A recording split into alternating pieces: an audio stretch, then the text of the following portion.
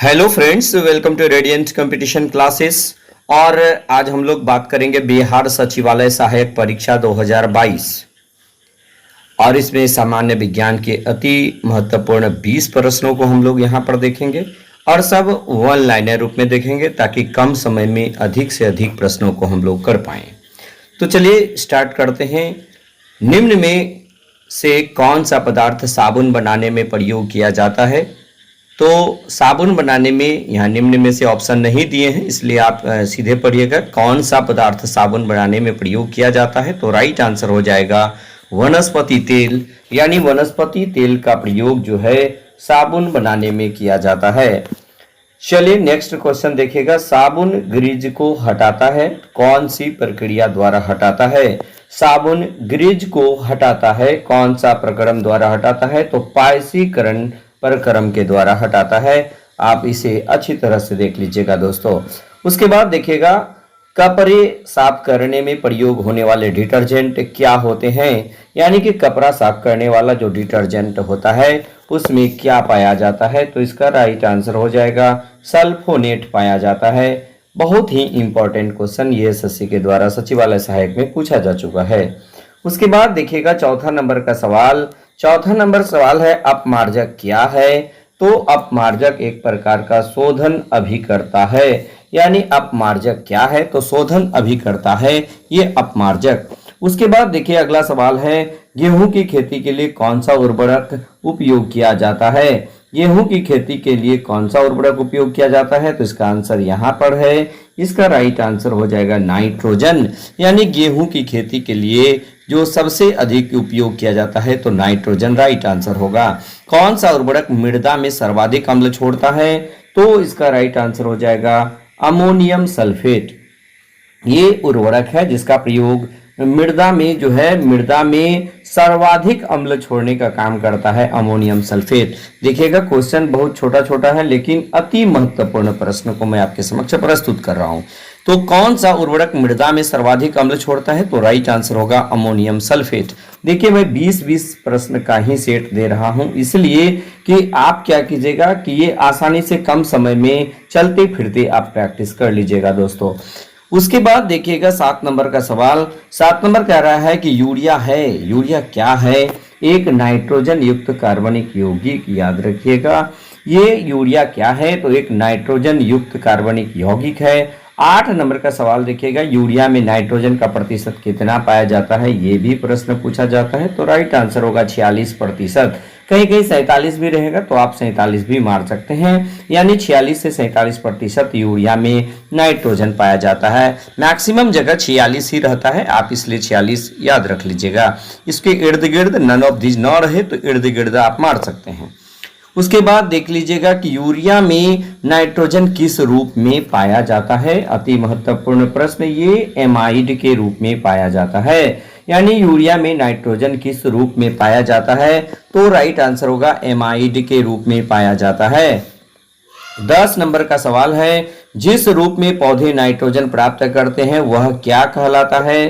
तो right answer इसका होगा नाइट्रेट कहलाता है। जिस रूप में पौधे नाइट्रोजन प्राप्त करते हैं वह क्या कहलाता है? नाइट्रेट कहलाता है। यानी कभी कभी क्वेश्चन ऐसे भी पूछता है कि पौधे नाइट्रोजन किस रूप में ग्रहण करते हैं? तो इसका राइट आंसर हो जाएगा नाइट्रेट दोस्तों। नेक्स्ट देखिएगा 11 नंबर का सवाल। देखिए वेरी इंपॉर्टेंट सवाल है ये। डीएपी में कितने प्रतिशत फास्फोरस पेंटॉक्साइड जिसको P2O5 भी कहते हैं तथा नाइट्रोजन पाई जाती है? तो राइट आंसर होगा फास्फोरस पेंटॉक्साइड 46% पाया जाता है। यानी फास्फोरस पेंटॉक्साइड 46% और नाइट्रोजन 18% पाया जाता है। बहुत ही इंपॉर्टेंट क्वेश्चन है दोस्तों।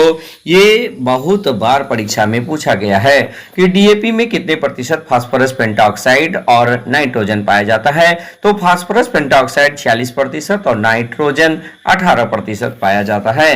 कौन मिश्रित उर्वरक कहलाता है? तो इसका राइट आंसर होगा एनपीके। नाइट्रोजन, फास्फोरस और पोटेशियम को मिश्रित उर्वरक कहा जाता है। और सबसे इंपॉर्टेंट बात तो ये है, ये एनपीके का अनुपात बराबर परीक्षा में आपको देखने को मिला होगा। तो एनपीके का अनुपात कितना कितना होता है, तो 4:2:1 इसका अनुपात होता है। आप इसे अच्छी तरह से नोट कर लीजिए दोस्तों। एनपीके का अनुपात कितना होता है, तो 4:2:1 होता है। अति महत्वपूर्ण प्रश्न। उसके बाद फसलों में पर्णीय छिड़काव के लिए सबसे उपयुक्त उर्वरक, यहाँ पर जो है उर्वरक होगा, ये आप थोड़ा सा देख लीजिएगा, ये क्या होगा, उर्वरक। उपयुक्त उर्वरक कौन सा है, तो इसका राइट आंसर हो जाएगा, इसका राइट आंसर होगा यूरिया। यानी फसलों में पर्णीय छिड़काव के लिए सबसे उपयुक्त उर्वरक का नाम यूरिया है, जिसको NH2CO NH2 इसका सूत्र होता है। इसका सूत्र क्या होता है, NH2CO NH2 होता है दोस्तों, ये आप याद रख लीजिएगा, ये यूरिया का सूत्र होता है। और पर्णीय छिड़काव में सबसे ज्यादा किसका प्रयोग होता है, तो यूरिया का ही प्रयोग होता है। उसके बाद देखिएगा 15 नंबर का सवाल, मच्छर भगाने वाली दवाओं में सक्रिय रसायन कौन सा होता है। मच्छर भगाने वाली दवाओं में देखिएगा, यानी कि जो मोर्टिन के रूप में यूज करते हैं, उसके बाद गुड नाइट के रूप में यूज करते हैं, अगरबत्ती होता है, तो ये मच्छर भगाने वाला अगरबत्ती होता है। तो मच्छर भगाने वाली दवाओं में सक्रिय रसायन किस रसायन का प्रयोग किया जाता है, तो इसका राइट आंसर होगा एलेथ्रीन। एलेथ्रीन का प्रयोग जो है मच्छर भगाने वाली दवाओं में किया जाता है। उसके बाद फायर अलार्म में किसका उपयोग किया जाता है, तो फायर अलार्म में फोटो सेल का प्रयोग किया जाता है। ये बहुत ही महत्वपूर्ण है। फोटो सेल का प्रयोग जो है ये किसका, फोटो सेल का प्रयोग जो है ये फायर अलार्म में किया जाता है। आपको इसके बारे में थोड़ा सा बता दें कि फायर अलार्म में फोटो सेल का उपयोग किया जाता है। इसे फोटो इलेक्ट्रिक सेल या फोटो वोल्टाइक सेल भी कहा जाता है। फोटो सेल प्रकाश विद्युत प्रभाव का एक तकनीकी अनुप्रयोग है। यह प्रकाश ऊर्जा को विद्युत ऊर्जा में परिवर्तित करने का काम करता है।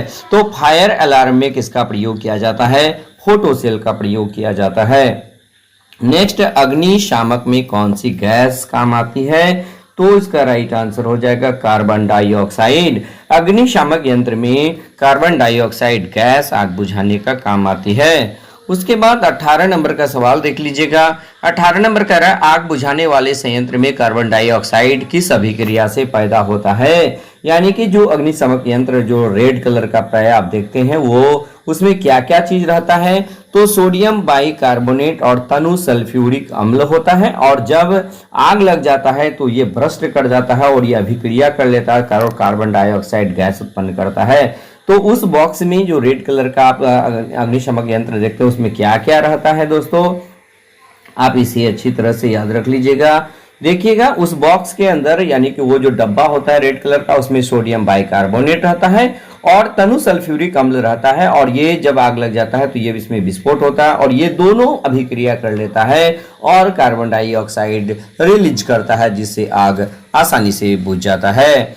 उसके बाद देखिएगा 19 नंबर का सवाल। 19 नंबर कह रहा है कि सोडा वाटर की बोतल खोलने पर निकलने वाली गैस कौन सी है।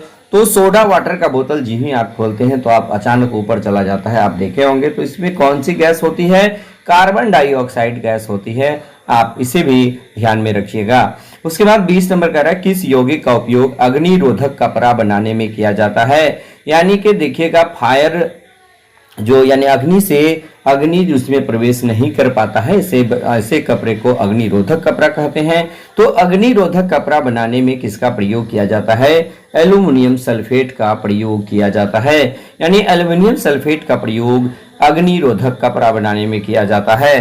तो इस प्रकार दोस्तों मैं 8 से 9 मिनट में आपके समक्ष ये 20 प्रश्नों को रखा। ये सभी के सभी प्रश्न परीक्षा की दृष्टि से अति महत्वपूर्ण रहने वाला है। ये प्रश्न हो सकता है आपके भविष्य को बदल दे, इसलिए आप इसको एक बार जरूर करके जाइएगा।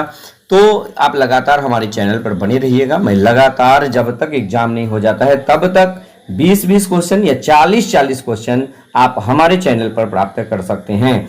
अगर वीडियो अच्छा लगे या क्वेश्चन अच्छा लगे, मटेरियल अच्छा लगे, तो लाइक, शेयर और कमेंट जरूर कीजिएगा। और यदि हमारे चैनल पर पहली बार आए हैं तो इसे सब्सक्राइब जरूर कर दीजिएगा, बेल आइकन दबा दीजिएगा ताकि आपको हमारा हर लेटेस्ट वीडियो आसानी से मिल सके। तो बस दोस्तों, आज के वीडियो में इतना ही। धन्यवाद।